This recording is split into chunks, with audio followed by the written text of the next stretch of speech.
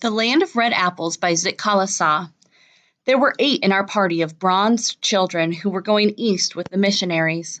Among us were 3 young braves, 2 tall girls, and we 3 little ones, Judwin, Thoin, and I. We had been very important to start on our journey. We had been very impatient to start on our journey to the Red Apple country, which, we were told, lay a little beyond the great circular horizon of the western prairie. Under a sky of rosy apples, we dreamt of roaming as freely and happily as we had chased the cloud shadows on the Dakota plains. We had anticipated much pleasure from a ride on the iron horse, but the throngs of staring pale-faces disturbed and troubled us. On the train, fair women, with tottering babies on each arm, stopped their haste and scrutinized the children of absent mothers. Large men with heavy bundles in their hands halted nearby and riveted their glassy blue eyes upon us. I sank deep into the corner of my seat, for I resented being watched. Directly in front of me, children who were no larger than I hung themselves upon the backs of their seats, with their bold white faces toward me. Sometimes they took their forefingers out of their mouths and pointed at my moccasined feet. Their mothers, instead of reproving such rude curiosity, looked closely at me and attracted their children's further notice to my blanket. This embarrassed me and kept me constantly on the verge of tears. I sat perfectly still with my eyes downcast, daring only now and then to shoot long glances around me. Chancing to turn to the window at my side, I was quite breathless upon seeing one familiar object.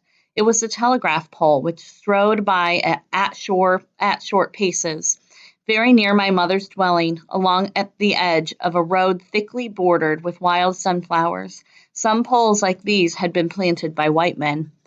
Often I had stopped on my way down the road to hold my ear against the pole, and hearing its low moaning, I used to wonder what the pale-face had done to hurt it. Now I sat watching for each pole that glided by to be the last one. In this way I had forgotten my uncomfortable surroundings when I heard one of my comrades call out my name. I saw the missionary standing very near, tossing candies and gums into our midst.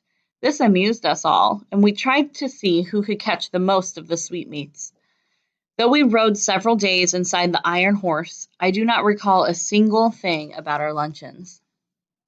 It was night when we reached the school grounds. The lights from the windows of the large buildings fell upon some of the icicled trees that stood beneath them. We were led toward an open door where the brightness of the lights within flooded out over the heads of the excited pale-faces who blocked the way. My body trembled more from fear than from the snow I trod upon. Entering the house, I stood close against the wall. The strong, glaring light in the large, whitewashed room dazzled my eyes. The noisy hurrying of hard shoes upon a bare wooden floor increased the whirring in my ears. My only safety seemed to be in keeping next to the wall. As I was wondering in which direction to escape from all this confusion, 2 warm hands grasped me firmly, and in the same moment I was tossed high in mid-air.